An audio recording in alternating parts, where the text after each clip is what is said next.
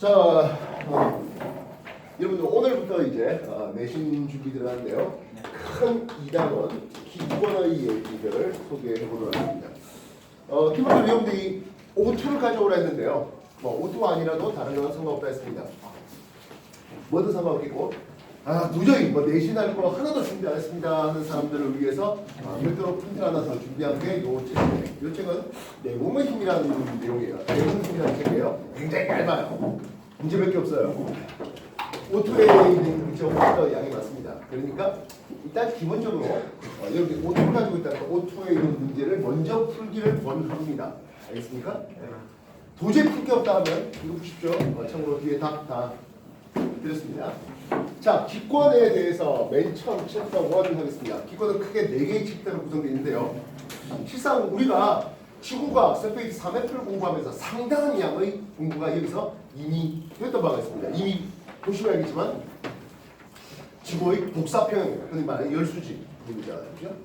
챕터 1에서는 기권의 분포를 고도에 따른 기온의 변화를 통해서 우리는 기권의 한번 나눠보자 하는 내용들이 소개되고 있는데요. 뭐 다 아는 거라 재미없을 것이면 같이 한번 봐주시면 좋겠습니다. 물론 다 알아서 진짜 재미없어요 하는 사람들은 그냥 생각하면 문제 풀고 있어도 상관없겠습니다. 고도에 따른 기온의 변화를 통해서 우리는 위로 올라갈수록 기온이 내려가요, 올라가요, 내려가요, 올라가요 하면서 크게 4개의 번역으로 나눌 수가 있겠습니다. 맨 아래쪽에 있는 것은 우리는 대륙권이라는 것을 쓰죠. 그 위에는 성층권과 중간권과 마지막으로 열권으로 소개되고 있습니다. 대륙권에서 위로 올라서 기온이 내려가는 것은 지구 복사 에너지량이 점점점 줄어들기 때문이다. 이렇게 표현해 주시면 되겠습니다. 대륙권은 기층이 불안정하네요.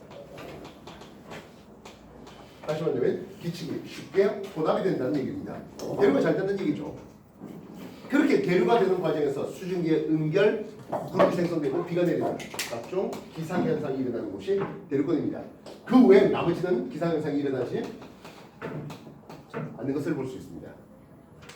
성층권은 가장 중요한 부분이 아무래도 오존층을 통해서 태양에서 오는 굉장히 강한 자외선, UV 자외선을 차단하는 역할을 해주고 있다. 이 부분이 나오죠.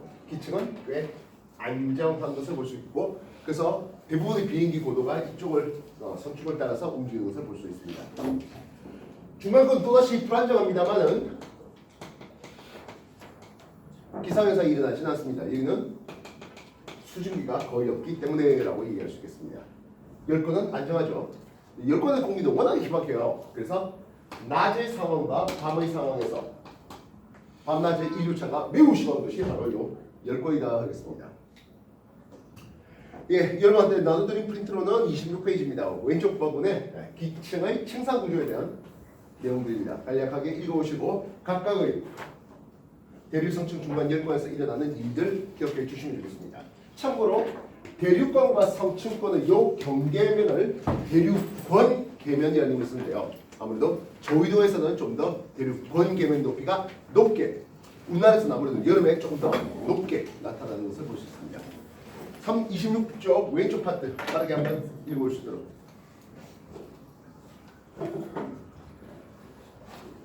무참하지만 내가 여러분한테 모든 책의 내용을 다 일일이 읽어주는 그런 사람은 아니에요. 큰 아웃라인 잡아주고 짜잘짜잘한 것들 여러분 좀 읽어 보셔야 되겠고, 그런 것들은 이제 문제풀로서 완성이 되어야 한다. 항상 강조하는 거죠.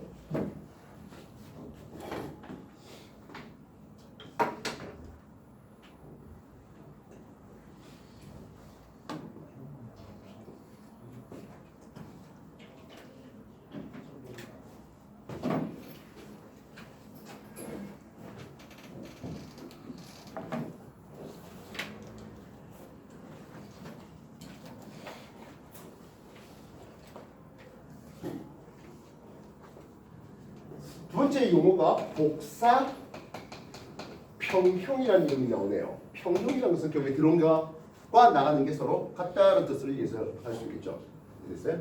대표 실험으로 전등 켜놓고 전등을 켜놨을 때 주변에 검게 칠한 알루미늄 구의 온도가 무한적으로 올라가지가 않더라. 들어오는 양과 나가는 양이 서로 같더라는 게 복사 평형 또는 열 수지라는 이름을 쓴다 했습니다.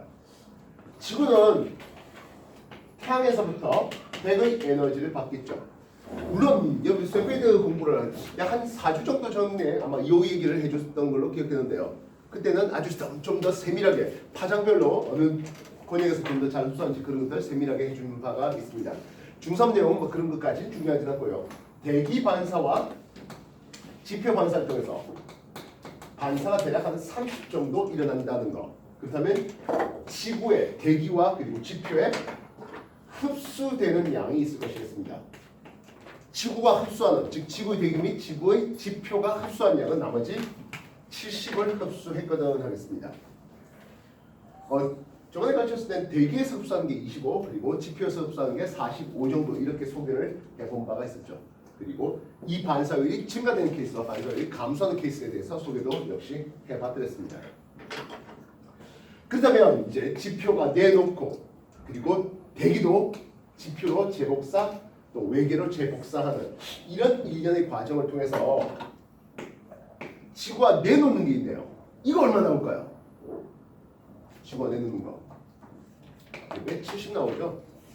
지표에서 외계로 직접 나가는 대기의 창을 통해서 직접 나가는 4라는 숫자와 그리고 대기가 외계로 보내는 66 이렇게 해서 70이라는 놈을 지구와 방출하는 것을 볼 수가 있습니다.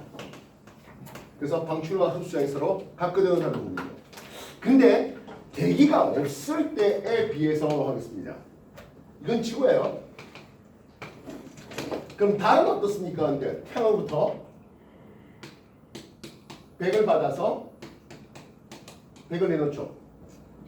달 입장에서는 대기가 없다 보니까 바로 이 놈인데요. 대기가 지표로의 재복사, 대기가 지표로의 재복사, 이걸 우리는 온실 효과 율이라는 이름을 씁니다. 혹시 기억납니까? 온실 효과율 숫자 얼마였는지? 88이라는 숫자입니다. 그래서 지구의 평균 기온은 약 15도씨, 영상 15도씨인데요. 달은 마이너스 18도씨입니다. 다른 대기가 없어가지고, 다른 대기가 없어서, 이런 온실 효과율이 없어서 훨씬 더 기온이, 기온이라는 지표가 좀 이상한데요. 어쨌든 다른 기온이 낮은 것을, 달의 온도는 낮은 것을 볼 수가 있겠습니다. 이 온실 효과는 그래서 기본적으로 긍정적이죠. 이 온실 효과를 일으키는 대기 성분이 누구예요? 온실가스. 만약 온실가스 세 가지를 주관식으로 싹 하면 어떡할래요? 준성. 네? 온실가스 세 가지. 수증기, 메테인, 이산화탄소. 이산화탄소, 수증기, 그리고 메테인. 그렇게 해주면 되겠죠. 그 외에 프렌가스도 여기에 하나 더 들어가 있습니다. 다만 이제 이거는 우리가 좀 건들기가 어렵다는 거죠. 바다를 비닐로 덮을 수는 없으니까, 그죠? 온실 효과에 그래서 온실 효과가 좀 더 심해지면, 온실가스가 너무 많아지면 그걸 이제 좀 더 걱정하는 것이 지구 온난화라는 이름으로 소개되고 있는 내용입니다. 정리해 주시기 바랍니다. 페이지 26쪽 오른쪽 파트입니다.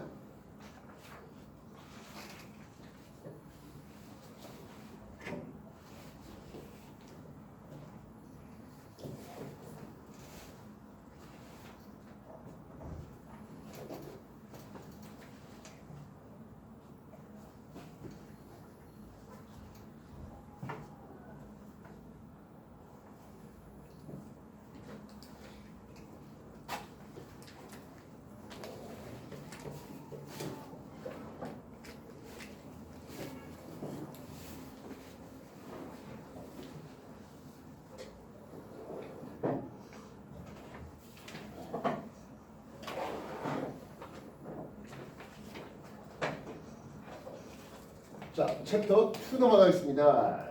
챕터 2에서는 이제 구름과 강수 영역에 대한 내용들로 소개되고 있는데요. 일단 영어한테 X축 기온에 따른 Y축 포화 수증기량에 대한 그림을 한번 그릴까 하겠습니다. 여러분들 페이지 2F로 만약 공부해봤다면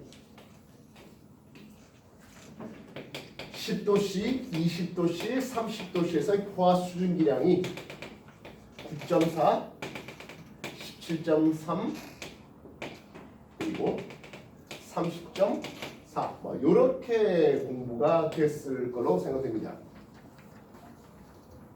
원래는 이 포화순결이 공기 1세제곱미터당 들어갈 수 있는 최대 들어갈 수 있는 수증기량 이런 식으로 소개되는데요. 얼핏 오늘 보니까 조금 숫자가 좀 달라진 것 같아요. 뭐 숫자가 달라진 건 크게 중요한 건 아닙니다. 의미만 부여받으면 되겠습니다. 요 라인 쪽에 있는 공기를 한번 생각해 볼까 하겠습니다. 요 라인 쪽에 있는 공기입니다. 이 라인 쪽에 있는 공기는 말 그대로 공기가 수증기로 꽉 차 있다. 흔히 말하는 포화되어 있다. 이렇게 얘기하겠습니다. 포화되어 있다 했을 때 또 중요한 거 하나가 상대 수도가 100%거든 하겠다는 거죠. 즉 여기 A 공기, B 공기, C 공기는 기본적으로 온도도 다르고 포화 순기량도 다릅니다만 포화되어 있다, 상대 수도가 100%다라는 건 공통점이겠습니다. 그러면 이쪽에 있는 D 공기를 한번 생각해봤습니다. 이 D 공기는 포화되어 있습니까? 그렇지 못하죠. 30도씨에서의 포화 수증기량은 30.4를 숫자 쓰겠는데요. D 공기의 현재 수증기량은 17.3입니다. 그래서 이 공기는 불포화되어 있는 공기입니다. 이 불포화되어 있는 공기를 포화시킬 수 있는 방법은 크게 두 가지가 있겠네요. 수증기를 좀 더 공급해주거나 아니면 냉각시키거나 하겠습니다. 그래서 이 공기는 현재 30도씨였기 때문에 포화 수증기량을 계산해 주겠습니다. 30.4가 될 수 있겠고요. 반면 이 공기는 현재 수증기량이 얼마 되어 있습니까? 라고 했을 때 현재 수증기량은 17.3을 가지고 있습니다.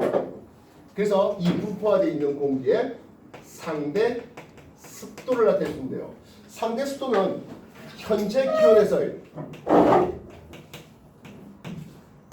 포화 수증기량 분의 현재 수증기량 곱하기 1빵빵 이렇게 주면 되겠습니다. 현재 기온에서의 포화 수증기량이 30.4가 되겠고 현재 수증기량이 17.3 되고 곱하기 100 하니까 대략 한 57% 정도 되는 것 같네요. 이해됐습니까? 그렇다면 이 공기를 냉각시키다 보면 수증기 응결이 일어나는 온도에 도달할 수가 있을 텐데요. 예, 그 온도를 우리는 이슬점이라는 이름을 쓸 수 있습니다. 이슬점은 그래서 20도씨가 되네요. 자, 그러면 여기에 또 온도를 좀 더 높여서 이 공기를 한번 생각해 볼까? 이 공기와 D 공기와 B 공기는 현재 수증기가 어때요? 하면 똑같습니다. 17.3 똑같습니다. 이 공기의 온도를 냉각시키다 보면은 B, 즉 20도씨에 도달하게 됩니다. 결국엔 이슬점이 같아요라는 것은 현재 수증기량이 같아요라는 말이 됩니다. 그리고 이슬점이 어디 비례한다? 현재 수증기량에 비례한대요. 아까 우리가 이걸 상대 습도라 했잖아요. 상대 습도가 있으면 뭐도 있을까요? 절대 습도도 있겠죠. 그래서 현재 수증기량 이 자체를 뭐라고 부릅니까 하면 절대 습도란 이름을 씁니다. 결국엔 이슬점, 현재 수증기량 그리고 절대 습도 다 똑같은 말이에요. 이슬점이 같아요. 절대 습도가 같아요 라고 쓰겠다고요. 이해됐습니까? 자, 그렇게 해서 30페이지 쪽에 우리가 포화 수증기량에 대한 데이터 한번 살펴봤습니다. 하나 더 할게요. 만약 D의 공기를 어디까지? 10도씨까지 냉각시켜봤잖아 했습니다. 10도씨까지로 냉각했습니다.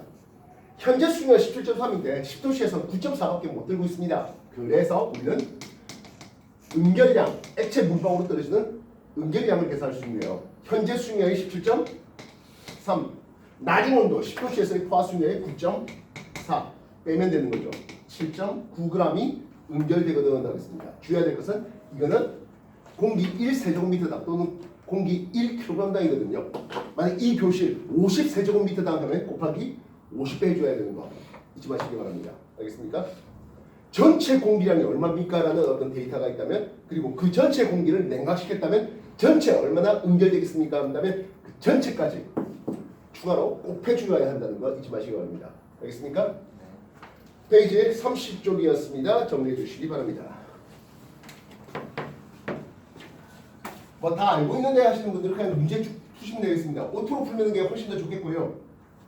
나는 오토바이가 없다 하는 사람들은 오늘 나눠드린 내공의 힘이라는 교재로 문제 풀이하시면 됩니다. 뒤쪽에 답이 있습니다. 다 알만 내용이라고 해서 그냥 뭐 굳이 안 들어도 된다 하는 사람들은 그냥 문제 풀이 쭉 시작해 주셔도 됩니다.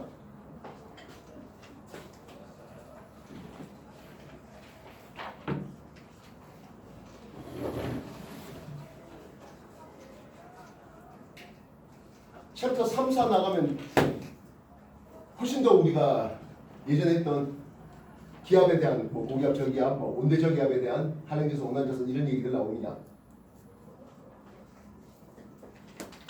그때 공부 열심히 했던 사람들은 지금 뭐 내신 준비한다고 뭐 허덕거릴 이유가 하나 없겠죠.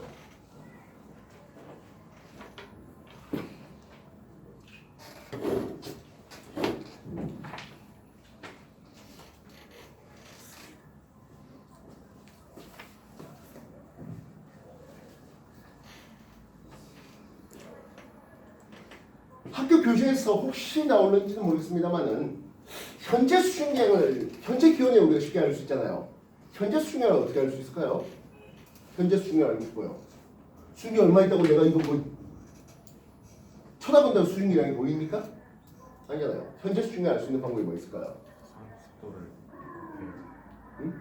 상대 속도를 전체 수증기에서 그래서 상대 이제 뭐 이 표가 있다 보니까 물에다가 얼음을 담그고 액체 물방울이 여기에 연결되는 순간 온도를 측정하는 뭐 그런 방법으로 있을 점을 측정할 수가 있긴 할 텐데요. 뭐 매번 하긴 좀 그런 부분이 좀 있을 것 같습니다. 그래서 현재 수증기량을 알아야 상대 습도를 낸 거잖아요. 건습구 습도계라는 놈이 있습니다. 수페이드 2F 책을 우리가 공부해 봤을 때 한번 소개됐던 내용이고요. 혹시 학교에서 건습구 습도계를 글쎄요 설명하는지 모르겠습니다만 건구라는 온도계와 습구라는 온도계를 준비해 봅니다. 습구는 어떻게 된 겁니까 하면 물을 담아놔요.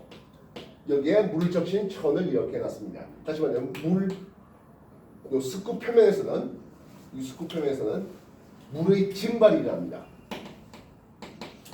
물의 증발이라는 것은 물의 기화열이 이쪽에서 뺏기면서 온도계가 낮은 것을 볼 수가 있습니다.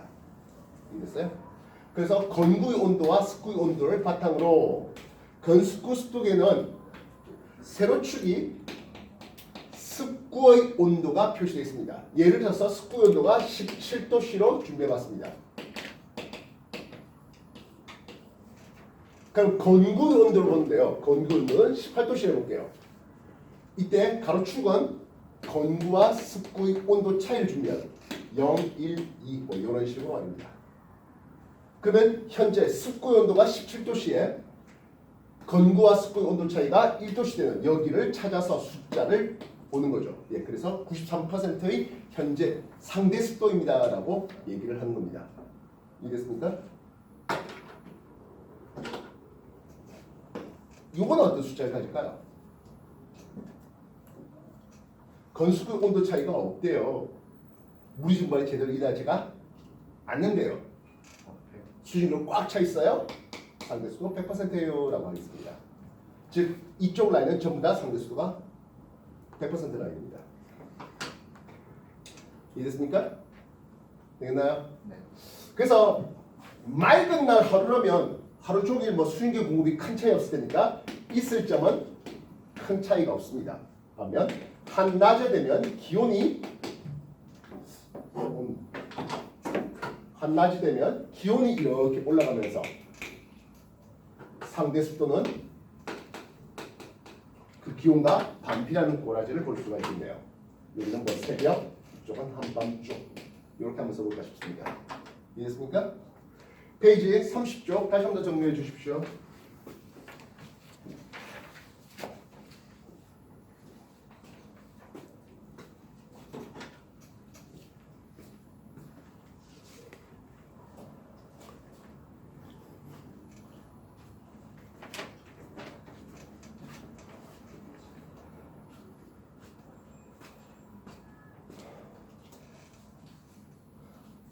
여기서 40문제짜리 위클리야. 낸 사람 2명밖에 없더라. 주성이하고 또 누가 냈더라? 왜 안 되는 거야? 아직 오늘 어? 왜 안 되네? 오늘 낼 사람 있으면 잠시 나중에 쉬는 시간 잡을 테니까 데스크에 낼 수 있도록. 알겠어? 자, 이제 구름 만들어 볼게요.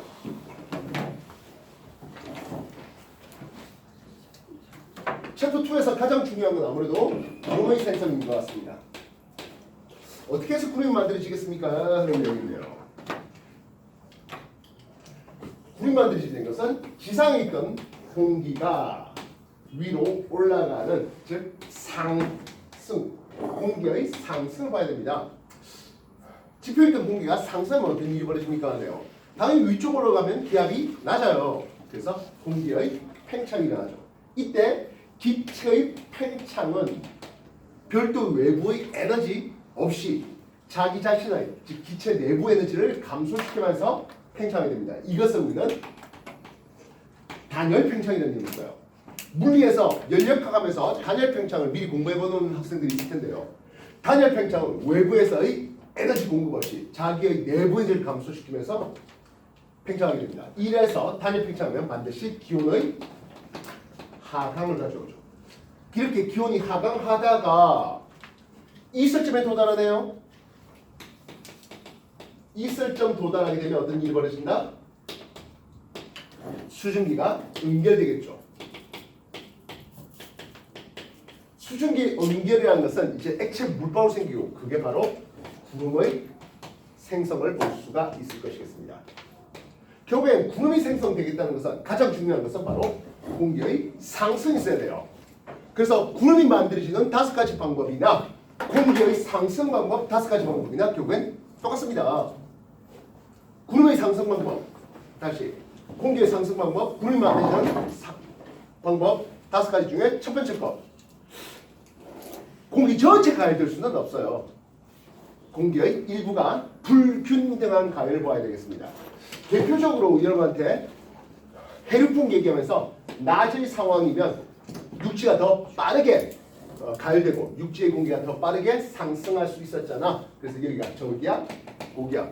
그래서 바다에서 불어오는 해풍이 불어오는 이런 얘기를 해준 적이 있는데요. 그래서 지표의 불균등한 가열이 첫 번째가 되겠습니다. 두 번째, 공기가 산사면을 타고 오르는 경우가 있네요. 산을 타고 오릅니다. 어쩔 수 없이 강제 상승이 일어날 수밖에 없습니다. 특히 여러분한테는 아직 팬현상이라는 것을 소개하지는 못하는데요. 우리나라 이렇게 있으면 태백산맥이 이렇게 있잖아요. 오츠케 기단이 내려오는 과정에서 오츠케 기단이 동쪽에서 서쪽으로 오는 과정에서 태백산맥을 만나요. 태백산맥의 오른쪽, 다시 말하면 태백산맥 동쪽 영동 지방에 빛이 뿌려요. 그게 공기의 상승을 통해서 말입니다. 이후에 영서 지방으로 갈 때는 훨씬 더 고온 건조해지는 현상, 팬 현상이 나타나게 되겠습니다. 안타깝게도 저번에 얘기했지만 이 팬 현상은 정규 교과 과정으로, 즉 일반기 교과 과정으로 따지면 지구가 2로 넘어가 버렸어요. 그 재밌는 게. 어쨌든 그래서 공기가 산을 타고 오는 경우에 그림이 만들어질 수 있습니다. 뭐 자주 이런 뉴스라든지 이런 장면에서 보시도 할 텐데 흔히 뭐 운해라고 하죠. 구름 운해 바다 해자. 그지? 그래서 대관령 이렇게 올라가다 보면 구름이 넘실대는 그런 장면들이 나오는데요. 그것이 결국엔 공기가 산삼을 타고 오르는 과정에서 만들어지는 놈이었습니다. 세 번째, 저기압의 중심에서 상승기를 만날 수 있습니다. 이게 온대 저기압이 됐던 열대 저기압이 됐던 하는 말입니다. 열대 저기압은 뭐죠? 예, 태풍매일. 자, 그렇습니다. 그다음 이 온대 저기압에 같이 따라오는 전선이 크게 두 가지 전선이 있네요. 뭐요? 한랭전선과 온난전선이죠. 한랭전선은 찬 공기가 따뜻한 공기를 밀어 올리는 과정인데요. 그걸 밀어 올리다 보니까 그래서 공기의 상승이 나오는 한랭전선 뒤쪽에서 찬 공기가 따뜻한 공기를 밀어 올리는 과정이 첫 번째. 이때는 상승기가 매우 강합니다.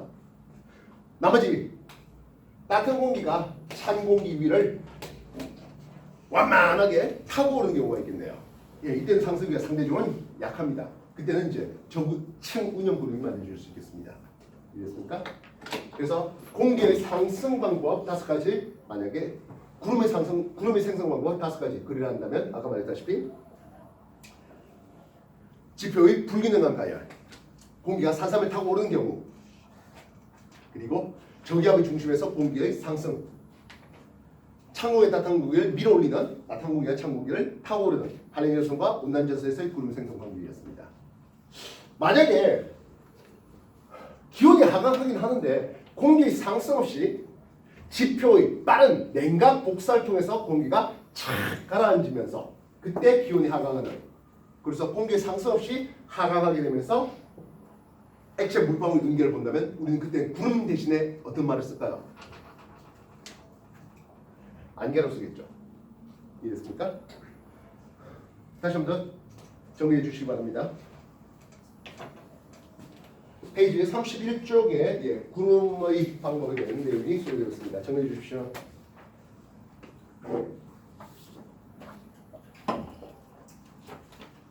실컷 일찍 와갖고 뭐합니까? 핸드폰 펀치하고.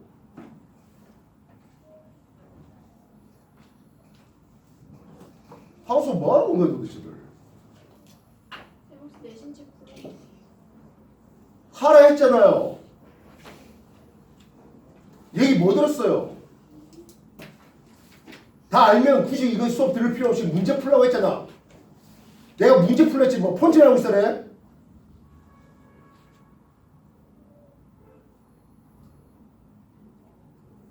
맨날 상동 3학년 새끼들이 뭐라 했더만 니들 이제 이러냐?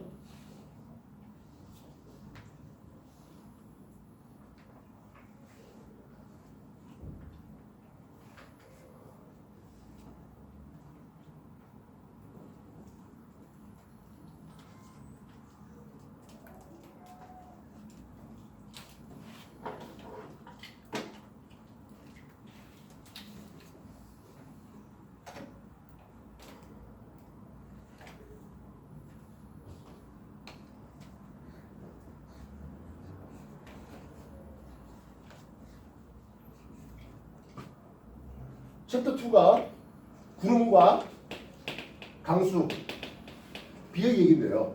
구름이 만들어졌다면 이제 비를 뿌려야 되겠죠.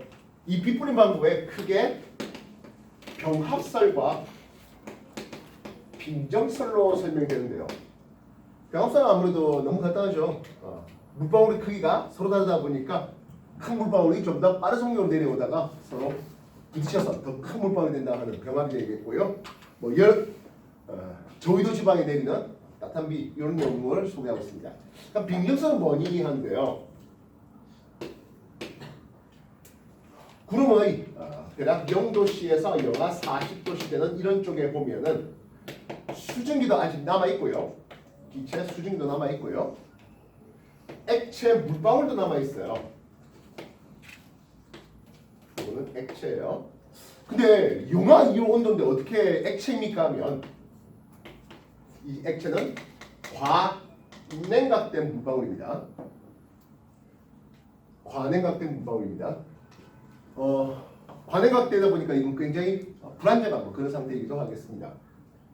그래서 여러분들이 냉동실에 어떤 음료 같은 것들을 얼려놨는데 충분히 얼었겠지라고 생각했는데 안 얼고 있는 상태를 보았어요. 이 뭐야 하면서 뚜껑을 딱 따는 순간 쫙 어는 경우들을 본 적이 있을 텐데요. 그게들이 과냉각된 상태입니다. 특정한 어떤 충격을 주면 바로 얼어버리는 그런 상태를 과냉각된 상태라고 하겠습니다. 그 외에 고체 상태의 빙정도 준비되겠습니다. 얼음 빙자 되는 거죠. 우리가 0도씨보다 온도가 낮아지면 이 라인은 크게 두 가지로 스플릿됩니다. 위쪽 라인은 과냉각된 물방울입니다. 아래쪽 라인은 빙정이에요. 그럼 여기에 수증기는 어느 정도의 현재 수증기압 또는 현재 수증기압을 가집니까 하면 이 안에 빙정보다는 높고 과냉각된 물방울보다는 낮은 상태의 현재 수증기압을 가지고 있는, 이게 우리나라에서 또는 우리나라보다 좀 더 고위도에 있는 구름의 상황입니다. 영하 40도 넘어가면 이제 빙정만 남아있다고 보시면 되겠어요. 그럼 도대체 어떤 일이 벌어집니까 하네요.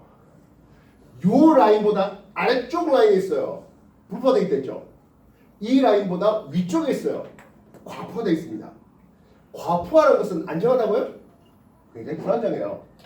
그래서 과포화된 상태라면 약간의 충격을 통해서 그 과포화가 깨져버리는 일이 생깁니다.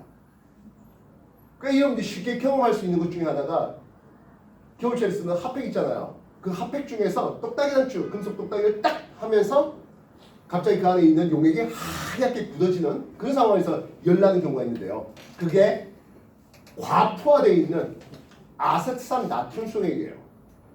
그걸 충격 주니까 석출되는 과정에서 열이 나옵니다. 물론 가열하면 그 역반응이 일어날 수 있고, 일반적인 철가루 사용하는 것들이 이제 재활용이 불가능하다면 그런 놈은 다시 뜨겁게 해서 재사용이 가능한 것을 볼 수 있습니다. 다시요. 관해가 물방울 입장을 생각했습니다. 이 관해가 물방울 입장은 주변 수증기가 어떻다고요? 불포되어 있어요. 관해가 물방울 입장에서는 주변의 수증기가 불포화되어 있으면 증발이 일어나겠습니까? 응결이 일어나겠습니까? 불포화되어 있잖아. 공기가 불포화되어 있으면 증발이 일어나야지. 관해가 물방울 입장에서는 증발이 일어납니다. 주변이 불포화되어 있으니까요. 이래서 주변이 불포화되어 있으니까 물의 증발이 일어납니다. 액체에서 기체로의 기화가 일어납니다. 그러면 관해가 물방울 입장에서는 크기가 커져요, 작아져요, 그대로예요? 작아지죠. 물론 이 정도까지를 중3 내용에서 가르치지는 않을 겁니다만은 수업의 투입에서 우리가 이미 다 가르쳤던 얘기죠. 그럼 빙정 입장을 한번 생각해 볼까 싶네요. 빙정 입장. 빙정 입장은요, 주변보다 수증기가 많아요. 수증기가 넘쳐나게 많아. 빙정 입장에선 과포되어 있는 상태예요. 그래서 이 경우에는 기체에서 고체로 직접 승화가 일어나요. 다시 말하면 빙정에 수증기가 달라붙어요. 관해가 물방울에서는 계속 증발이 나고요. 빙정이 자꾸 그 크기가 커지네요. 그래서 이 경우엔 빙정의 성장을 가지고 있고, 이제 공기가 그걸 떠받치지 못한다면 빙정이 그대로 내리면서 눈이 되거나 아니면 녹아서 찬비가 만들어지는 게, 이게 우리나라 또는 우리나라보다 좀 더 고위도의 빙정설 되겠습니다. 병합설보다 훨씬 할 말들이 많은데요. 이 부분의 얘기들은 아마 학교 내신에서는 나오진 않을 겁니다만은 면접에는 꽤 자주 나오는 내용이에요. 과포화되어 있다와 불포화되어 있다. 아주 간단한 용어 가지고 이놈들의 행동이 앞으로 어떻게 될 것인지, 즉 물방울 크기와 빙정 크기가 어떻게 될 것인지에 대한 유추, 예측하는 거예요. 정리해 주시기 바랍니다.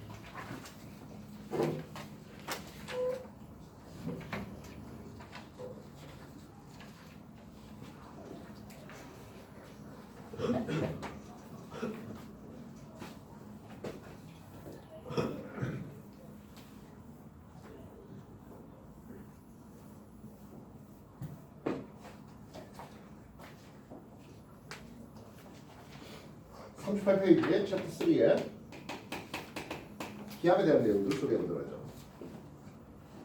공기가 나타내는 압력이에요. 우리는 이 주변의 공기가 압력을 나타낸다는 걸 제대로 느끼고 살지는 못하는데요.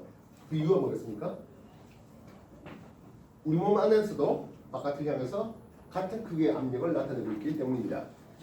그래서 우리가 좀 더 기압이 낮은 곳에 가면 우리 몸이 좀 부푸는 듯한 느낌을 좀 더 받고, 실제로 그렇습니다. 하면 수심 깊은 곳에 내려가면 반대로 수압에 의해서 우리 몸이 짜부되는 그런 경험을 하게 되는 거죠. 이 기압에 대해서 측정한 게 이제 토리첼리의 실험인데요. 유리관을 안쪽에 다 집어넣습니다. 수은 안쪽에 다 집어넣습니다. 그리고 나서 들어올렸더니 76cm만큼의 수은 기둥이 만들어져요. 그럼 이 안에는 뭐가 있습니까? 근데 없어요. 진공이에요. 근데 이 토리첼리의 진공이라고 불러주고 있습니다. 수은관을 안쪽에 넣어놨으니까 뭐 별도로 다른 공기가 더 들어간 그런 것들은 없는데 들어오니까 이렇게 된 거예요. 그래서 도대체 왜 이렇게 76cm만큼의 수은 기둥이 만들어집니까에 대해서 수은 기둥이 눌러주는 압력과 공기 대기가 눌러주는 압력이 서로 평행을 이루었잖아. 이렇게 설명하는 거죠. 그래서 토리첼리가 기준 잡아놓은 요 76cm만큼의 Hg를 우리는 1기압이라고 하겠고, 수은의 밀도가 물보다 13.6배 더 크기 때문에 대략 10m의 물 기둥 또는 1000km의 공기 기둥이 눌러주는 압력. 그래서 대략 1제곱센티미터당 약 1kg의 무게가 눌러주는 압력이 되고 있습니다. 1제곱센티미터, 가로세로 1cm에 1kg를 눌러주고 있는 거예요. 나는 손바닥만 해도 벌써 100kg의 공기 덩어리를 이렇게 들고 있는 거예요. 근데 여기다가 당장 20kg짜리 쌀 한 가방을 올려놓으면 휘청하겠죠. 공기 100kg는 충분히 드는데 왜 쌀 20kg 들기가 그렇게 만만치 않을까요? 이 기압이라고 하는 것은 한쪽 방향만 작용하는 건 아니라는 거죠. 사방팔방. 다시 말하면 위에도 아래쪽에도 작용되고 있어요. 이해했어? 만약 손 이 밑에가 진공돼 있으면 이렇게 맞고 쑥 눌리겠죠. 기압 정리해 주시기 바랍니다. 참고로 요 기둥의 두께하고는 전혀 상관없죠. 기울어 상관없다 했습니다.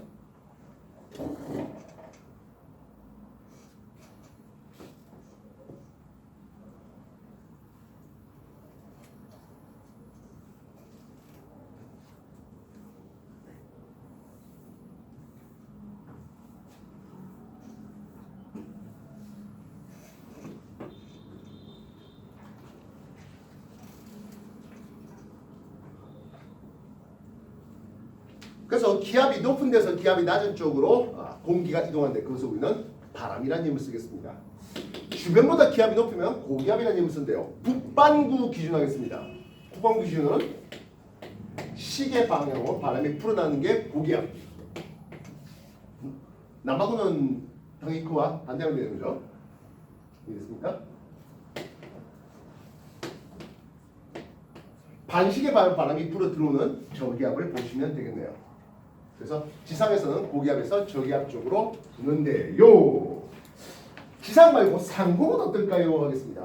위쪽 올라가는 위쪽의 공기 상공에서 넣어가겠습니다. 고기압에서 상승한 공기가 있겠고 저기압에서 하강 공기가 있는데요. 상공에서는 보통 5에서 10km 이상의 상공입니다. 저기압의 상공에 공기가 올라가다 보니까 이쪽은 새로운 고기압, 이쪽은 새로운 저기압 되어서 공기수단은 이런 관계를 보게 됩니다. 이 모양이다. 다시 여기가 저기압, 고기압 됩니다. 그래서 고기압에서 저기압으로 바람이 불고 상공에서 그 반대 방향으로 이런 공기수단이 일어나게 됩니다. 보내겠습니까? 그래서 해류풍이라는 이름을 쓸게요. 해류풍은 하루가 주기가 되는 중간 규모라는 이름을 쓰는데요. 낮의 상황이었습니다. 낮에 햇빛 쨍쨍하면 육지 쪽이 공기가 빠르게 상승할 수 있겠죠. 기온이 빠르게 상승하고 공기가 상승합니다. 저기압이 걸리고요. 바다 쪽이 고기압이 걸립니다. 그래서 바다에서 바람이 불어온다고 해서 낮은 해풍 쓰고 있습니다. 그럼 고기압의 아래쪽으로 이제 하강 기류가 생기고 있죠. 알겠습니까? 그래서 상공에서 보면은 저기압 상공이 고기압 쪽, 고기압 상공이 저기압 조각에서 공기수 안에 이렇게 도는 것을 볼 수가 있겠습니다. 참고로 여기에 플러스 알파 수직 기압계를 쓸 수가 있을 텐데요. 수직 기압계는 이런 그림을 그릴 수가 있겠습니다. 여기에서 여기가 1000헥토파스칼, 이쪽이 900, 이쪽을 800 이런 식으로 말입니다. 그럼 여기는 1000보다 더 큰 쪽, 이쪽은 1000과 900 사이 쪽. 고가 이렇게 가죠. 여기 900하고 800 사이 쪽, 여기는 800보다 더 작은 쪽에서 이렇게 가는 그림을 말입니다. 보이십니까?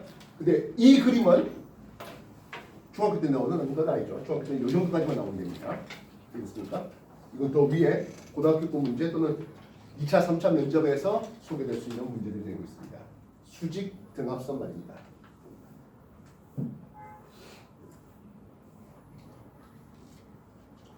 해류풍이 하루가 주기가 된다면 계절풍이 있죠. 이 계절풍은 1년이 주기가 되겠네요. 여름 쪽과 겨울 쪽을 그려볼 수 있겠습니다. 여름 쪽은 남고 북쪽의 기압 배치를 가지죠.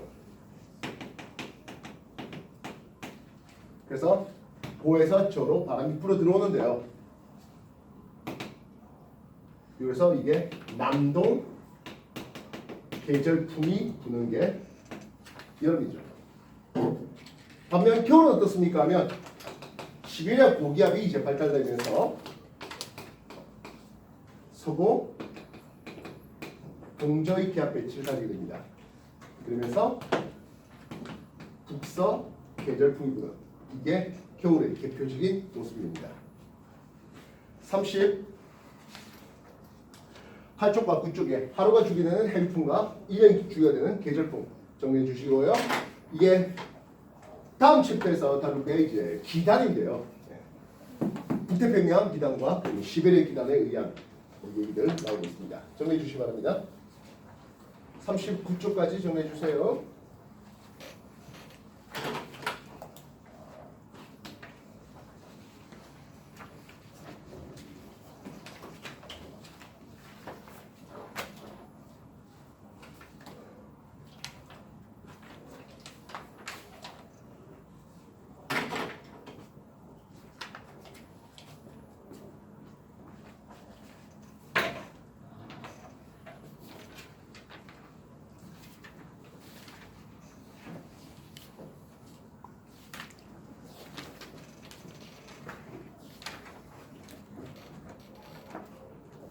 자, 간략하게 다시 한번 정리해 봅시다. 챕터 4 되겠습니다.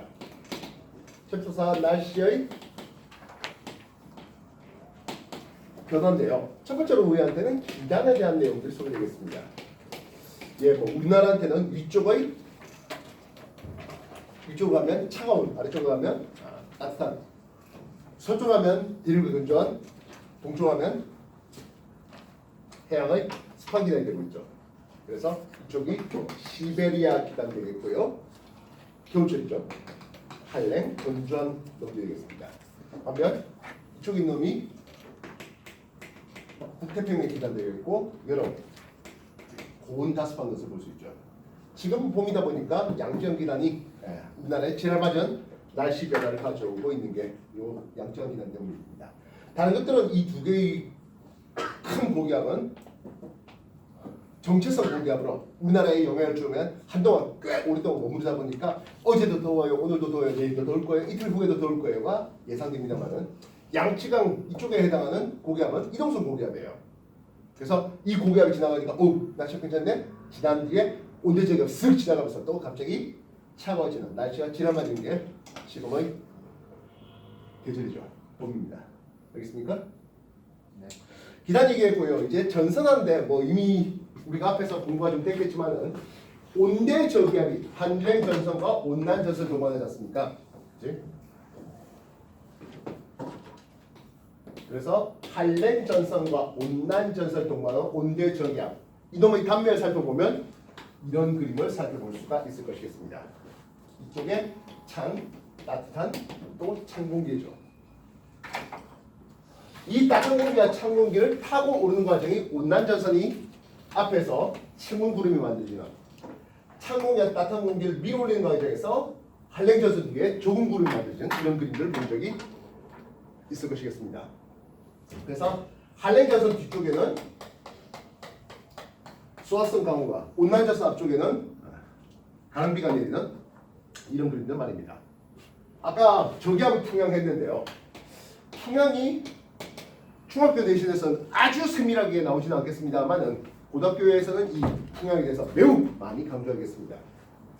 온난전선 앞쪽에서 남동풍 불다가 온난 지나가면서 남서풍으로 바뀌고 이후에 북서풍으로 풍향이 바뀌면서 풍향이 시계방으로 바뀌게 됩니다. 물론 이 온대저기압은 편서풍 따라서 서에서 동으로, 즉 관측자가 온난전선 앞쪽에 있던 관측자 입장에서 온난 통과하고 한랭 통과하면서 기온이 올라갔다가 내려가고 기압이 내려갔다가 올라가며 풍향이 남동에서 남서 그리고 북서로 변하는 이 얘기들 말입니다. 온대저기압에 대한 이해는 바로 한랭에서 온난전선 이해와 동일할 것 같네요. 챕터 4 이 얘기들 다시 한번 정리하시고 O2 가지고 있는 문제, O2로 먼저 좀 하나 했습니다. 이거는 문제량이 꽤 적어요. 알겠어? 답지 다 있으니까.